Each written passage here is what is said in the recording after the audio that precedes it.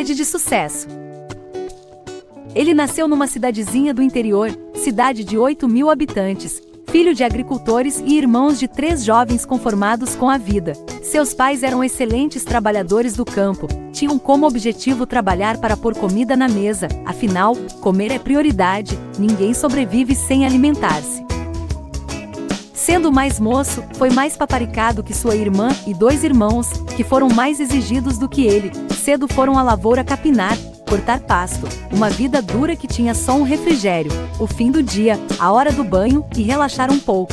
A irmã ainda reclamava que tinha que ajudar a preparar a janta, sendo contrariada pela mãe que também como ela trabalhará intensamente no calor do sol quente o dia inteiro. O pai, moído da lida cansativa, entre um cochilo e outro, olhava o jornal e pensava em que vida havia exposto sua família, bem que o sogro tinha avisado a filha que casar com pobre era para um destino cruel. O que será que passava na cabeça dela, depois de 31 longos e sofridos anos? Rubens, o nome do caçula, fazia a leitura da sua família. Na verdade, era um estudo de vida. Ele analisava para onde estavam indo, qual o futuro que os esperava, o que poderiam ofertar aos netos. Alguém teria um futuro diferente de seus avós, a história apenas se repetia. Era um ciclo vicioso de uma história de nada levando a lugar algum. O tempo passou, sua irmã casou-se com um vizinho, honesto e dedicado trabalhador, aquele que não tira de ninguém, mas também só pensa em trabalhar de manhã para comer à noite. O irmão mais velho foi para o exército, tornou-se cabo e casou-se. Após sair da vida militar, retornou ao campo e aplicou-se à velha vida na agricultura. O irmão, 1 ano e pouco mais novo, engravida a vizinha e é obrigado a casar-se antes da barriga da moça denunciar o ocorrido. Rubens faz a nova leitura familiar.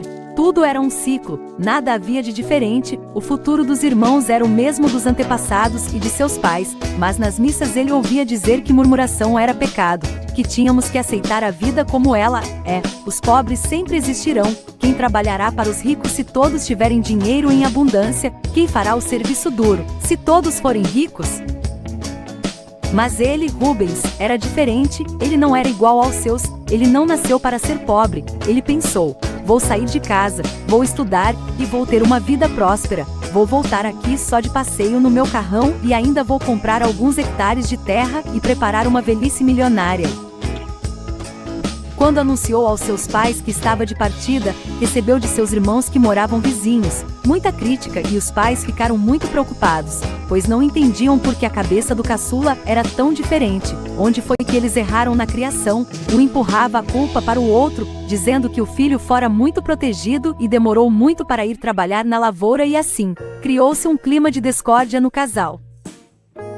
A casa ia ficando longe, ia se apequenando à medida que se distanciava. Rubens nem pensava em saudade, ele queria mesmo era ser independente, ter vida própria, muito melhor do que a que presenciara desde a tenra idade, e assim, foi o seu caminho sem saber a direção a tomar. Saíra com pouco dinheiro, dava para comer uns dias e ficar numa pousada pequena e sem luxo. Depois de andar por horas, pedir água em algumas casas, chega finalmente à cidade, lugar em que não era acostumado a ir, desde a infância. Seu pai o tinha levado, não mais que 3 vezes à zona urbana. Tudo era novo para ele, nunca tinha andado sozinho pelas ruas, estava encantado com as luzes e com a performance do centro da cidade.